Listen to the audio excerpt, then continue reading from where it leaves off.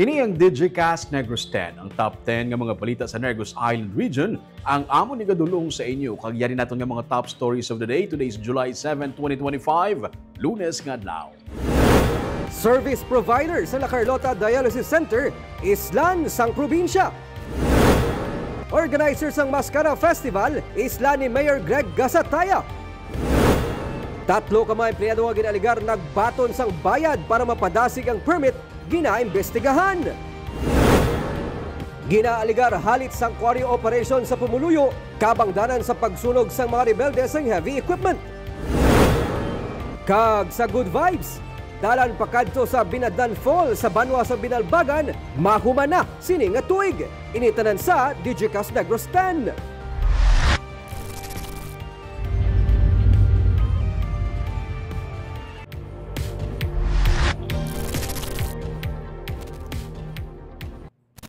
Sa number 10, bagyo nga bising liwat nga nagsulod pero liwat naman nga nagwa sa Philippine Area of Responsibility. Las 11 sang kagabi, nagsulod liwat sa Philippine Area of Responsibility ang bagyo nga bising nga may international name nga Danas. Las 10 subong naman nga Lunes ang aga, nag-exit na naman liwat ini sa PAR si bising. Malayo na sa Pilipinas ang bagyo pero ang hangin habagat naman ang padayon nga nag-aapekto sa karon sa Pilipinas. Ang halos bilog nga Luzon ang apektado sa habagat, samtang may mga porsyon sa Visayas nga apektado man. Posible sa gihapon na pagbubo sang ulan sa Negros Island Region, suno sa pag-asa.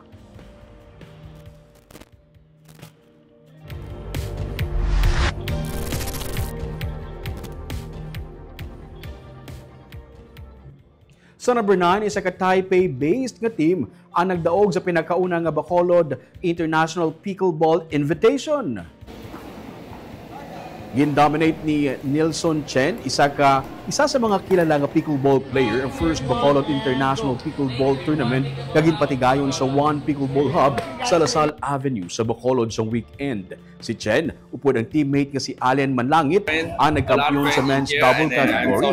Sang ilagin lutos ang accomplished tennis player nga si Johnny Arcilla kag Nick Isagan. Nagkampiyon man si Chen upod kay Ko Joyu sa mixed doubles category sa liwat nga malutos sanday Arcilla kag Irene Penados. Nagkampiyon naman sa women's doubles category sanday Medeline Sarosa kag Patricia Raimundo. First runner-up sanday Yu kag Irene Penados nga ginsundan nanday Winona Cobrado kag Fatima Amirol kag Bambi Hilota kag Jane Ratched Idos bilang second kag third runner-up. 76 ka mga picklers gikan sa China, Taiwan, Vietnam kag Philippines ay nagcompete sa two-day tournament. Ginsiling ni Charles Dumangkas, host kag organizer sa ginakabig historic competition, nga kabahin lamang ini sa mga tikang para matagaan sa oportunidad ang mga local pickleball athletes kag mapasanyog ang pickleball nga isa sa mga fastest growing sports globally. Ang pickleball ang nagsugod sa Estados Unidos sa 1960s. Kasubong ini sa tennis kag badminton, magluwas na lang may magamay ang court nga dimension kag mayara ini sang non-valley zone ukon ang red-painted area ang hindi pwede mag-counter hit ang players nga wala makabounce ang pickleball.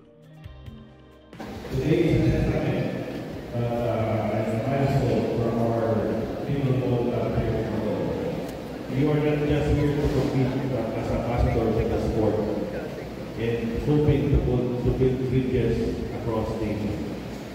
I think pickleball is different to another sport because pickleball I think is more social and make new friends in pickleball. Doon mo nang ginaplano nila na they're going to include pickleball sa Olympics, but that's going to take a while.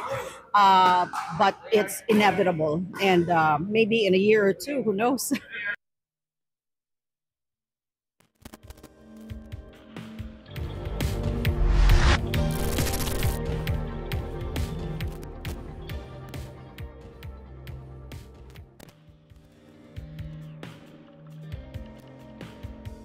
Sa number 8, Mascara Festival organizers ang luyag karon isla ni Mayor Greg Gasataya para sini nga tuig.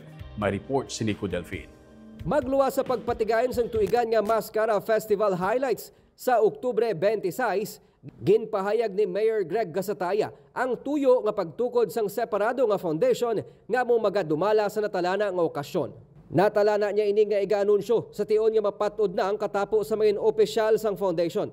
Wala na naging patpat sang alkalde ang kabangdanan sa iya pag-ilis sa katapo sa Bacolod Yuhum Foundation nga among naging festival organizer sa idalom sadto sang administrasyon ni anay Mayor kagkaron Congressman Albi Benitez. Hindi lang yung foundation niya. No. There is a new group na mag-handle sa Pero taga Bacolod? Yes, all of them are from Bacolod. Per discussion sa team, no, na nag-start na dito since third week of May, they've been doing the preparations already. Siguro more participation from Bacolodians, more activities or programs that will showcase the talents, the skills ng mga Bacolod noon para sa mga nagabisita dito sa atin. Wala man anay naghatag sang pahayag ang pamunuan sang Yuhum Foundation samtang wala pa sila sa may nabaton nga official communication gikan sa alkalde. Samtang ginpatag ni Gasataya nga magapabilin sa ikapat nga Sunday sang Oktubre ang highlight sang Mascara Festival bangod ining nakasad sa Republic Act 11146. Nga nagakilala man sang pagdumdum sang Charter Day celebration sa Bacolod kada Hunyo 18. October 1 niya ma-start na ang ma-opening ang Mascara, but we'll try to squeeze in sa mga programs para hindi tama lawit tayo. Sa nagligad lang nga simana, sa ginsuguran sang syudad ang pagpatahom kag pagpasanag sa Bacolod Public Plaza. Nagsugod man ang construction sang drainage project sang DPWH sa kilid sang Dalan San Juan nga kabayan sang tikang agud mapahagan-hagan ang problema sa baha ilabi na sa kada ginasuulog ang Mascara Festival activities sa Bacolod Public Plaza. Nico Delfin para sa DGCast Negros.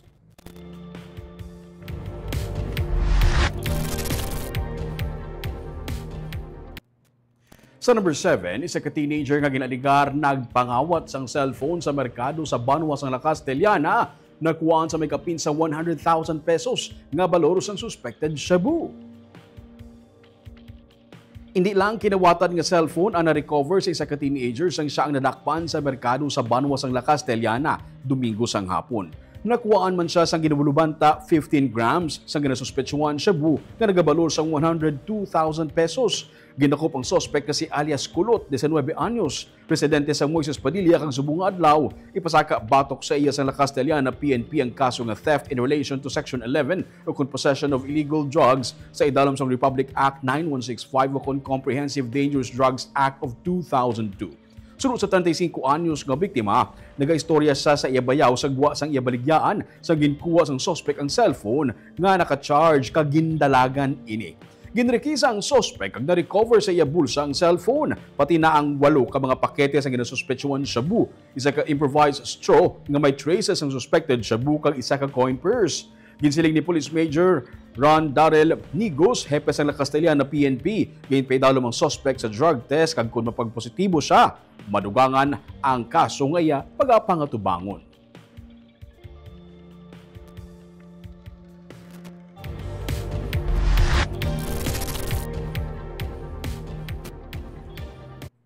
Sa number 6, isa ka graduating aeronautics students ang patay matapos mabunggo ang iya ginasakyan nga motorsiklo sa isa ka auto sa Banwa sang Pulupandan.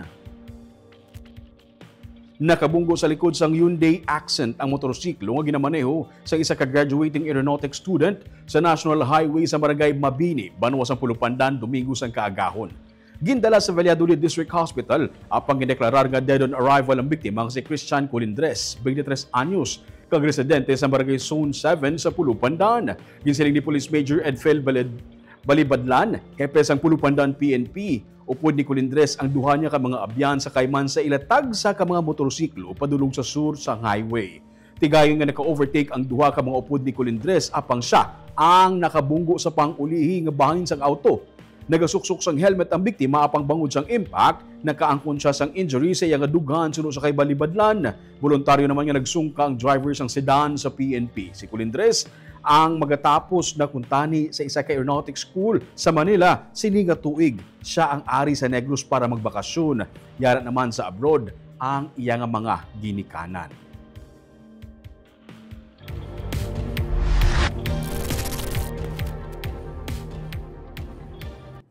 Sa number 5, halit sa mga pumuluyo ang quarry. Inisuno sa NPA, gani ilagid pang sunog ang mga heavy equipment sa Himamaylan City.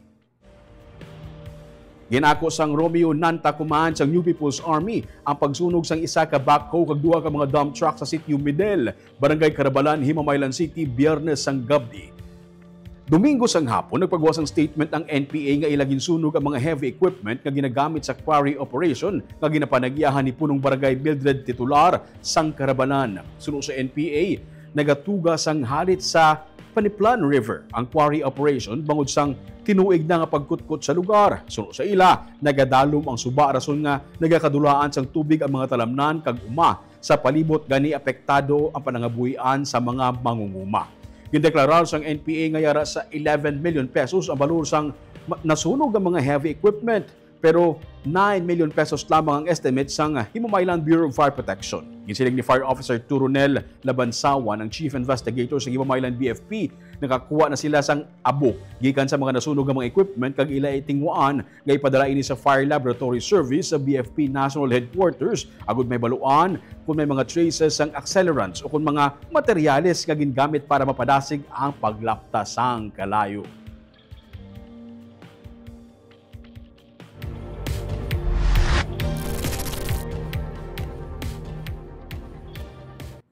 Sa number 4, sininga semana ang schedule sa Talisay City sa pagbaligya sang pag 20 pesos kada kilo nga bugas. Inipagi sa Federation sa mga Irrigators Association, inisunod sa kay Negros Occidental Governor Eugenio Jose Lacson matapos ang damlag pa nga pagbaligya sang barato nga bugas sang bulan sang Hunyo sa Pulupandan. Sunod sa kay Lacson, 500 ka mga pumuluyo sa tig 5 ka kilo nga bugas ang maximum nga mabakal ang pag-serbihan sa Federation of Irrigators Association of Central Negros Bago River Irrigation System. Sunod kay Pedro Limpangog, ang presidente sang grupo, tentative nga nakaschedule ini sa Biyernes nga adlaw. Mga katapos ang vulnerable sector, parehas na lamang sang senior citizen, mga single parent, mga persons with disability ang maka-avail sang barato nga bugas. Ang FIAC and BRIS ang mismo nagabaligya sa bugas kag ginabuligan sila sa probinsya paagi sa labor kag iban pang logistics. Sunod sa gobernador, handa naman ang probinsya para sa 20 pesos kada kilo nga bugas kaupo ng Department of Agriculture kag National Food Authority, pero ini ang padayon pa karon nga ginaplastar.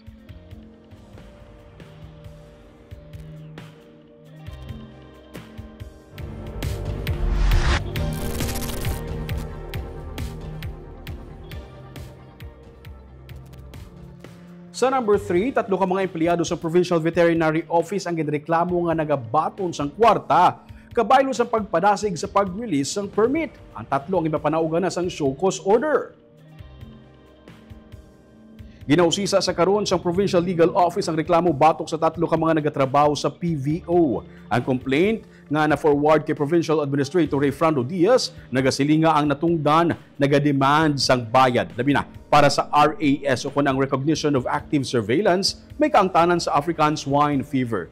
Natagan man sa mga tagreklamo sang mga tagreklamo sang kopya sang ilang istoryahanay sa Messenger si Diaz, kung sa diin napakita nga nagademand sila sang bayad para sa amo nga mga releases.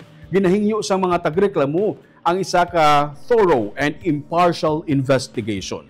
Mayara sang show cause order sunod sa kay Governor Eugenio Jose Lacson, pero wala pa ini mabaton sa mga empleyado as of press time.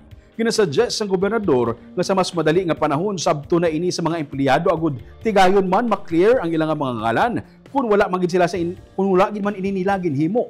Wala naman gid-release ang probinsya ang ngalan sa mga empleyado pending sang ginapatigayon nga pagpangusisa. Ginsiling naman sa mga tagreklamo nga luyag nila magpabilin nga anonymous. There is a complaint of alleged anomaly, no, sa provincial vet office. We cannot give out the name yet because they have not received the show cause order, no, or show cause letter. wherein they will be given a chance to reply. No? But for sure, we will follow through with this investigation, and I hope it's not true. No? But we will continue with this investigation.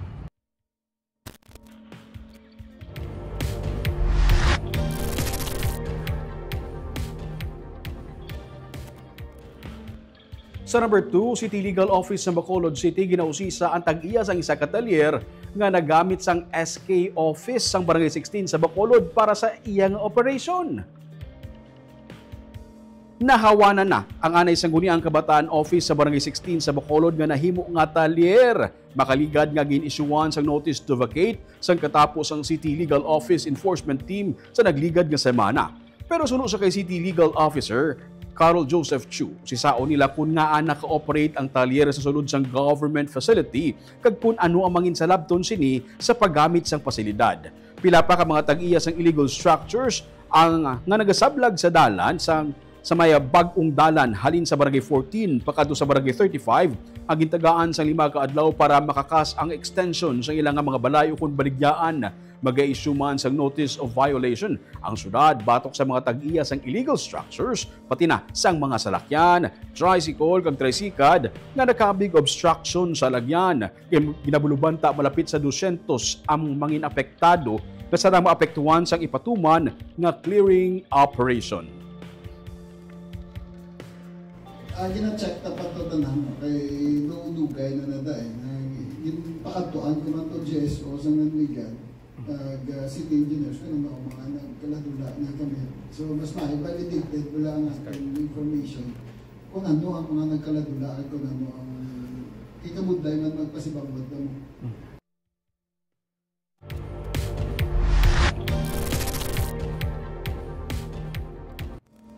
Kag sa numero 1 sa mga balita subong nga adlaw.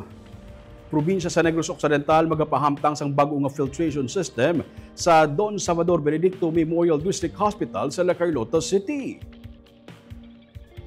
Temporaryo nga nagsira ang dialysis center sa La Carlota City sumugod sang nagligad nga semana. Sunod sa kay Governor Eugenio C. Lacson, magailis ang bago nga service provider ang probinsya kag magalawig sang idi magdubo sa 2 ka semana kag mahuman ang tanan. Pila ka mga pasyente ang nabalaka sa tuong Hulyo 1 sang magsira ang hemodialysis center sa probinsya sa La Carlota City. Isa sa mga nagpautwas sa mga apektado nga pasyente amo nga wala sa tusang paathag bahin sa pagsira. Kag kung saan magabukas. Mabudlay suno sa ila ang pagsaylo naman sa lain nga dialysis center. Gisiling sa ni Provincial Administrator Ray Fernando Diaz nga ang service provider sang hemodialysis center ang gulpi lang nga nagbiya bangod luyag sini nga mapahagan-hagan ang ilang financial losses. Dugang pa ni Diaz, hindi man mapadayon sa probinsya ang serbisyo bangod kinahanglan matinluan ang facility para iniman ang mangin safe para sa mga pasyente. Ang bago nga provider, amuman ang provider sa probinsya sa dialysis center sa Silay kag Cadiz suno sa kay Lacson. Suno sa gobernador, handa ang probinsya sa paghatag sang assistance sa mga apektado nga pasyente sa La Carlota kag sarang sila madala ayhan sa Silay o kun sa Cadiz. Inklaro ni Lacson mangin operational liwat ang dialysis center sa La Carlota City. We are introducing a new filtration system, no? Because first of all, we will have a new provider. The old provider has pulled out the filtration system, so we have to introduce a new one. No? And at the minimum, maybe it will take 2 weeks. No? In the meantime, we're ready to assist those who need dialysis. We're ready to assist them, to bring them to either sa Silay Provincial Hospital or sa Cadiz Hospital na may harapan mga dialysis centers, no. So muna lang temporary lang ni but eventually at the very shortest possible time of 2 weeks our La Carlota Dialysis Center will be operational again.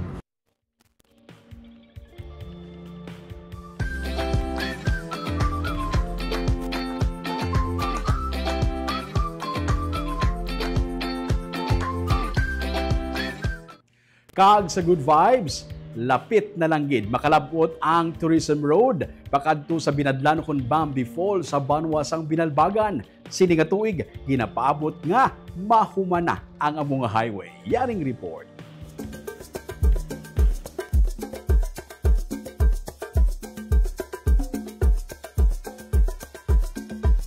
Ini ang isa sa mga pinakatahom nga busayo kun waterfall sa Negros.